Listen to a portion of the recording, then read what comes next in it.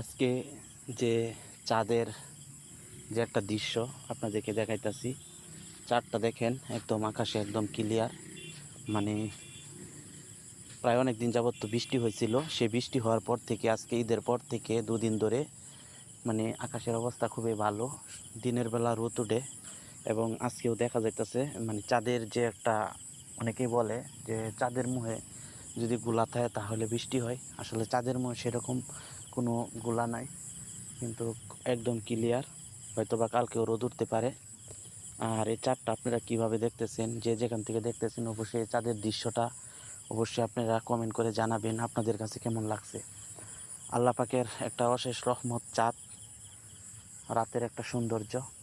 চাঁদের নিজস্ব কোনো আলো নাই, চাঁদ সূর্য থেকে আলো গ্রহণ করে, সেটা আবার মানুষকে দুনিয়াতে রাত্রেবেলা জমিনে ছড়িয়ে পড়ে সে আলো মানুষ উপভোগ করে। চাঁদের জ্যোৎস্নার রাত অনেক ভালো লাগে। যখন রাত্রের বেলা ঘুরি দেখি চাঁদটা, নিজের কাছে অত্যন্ত ভালো লাগে।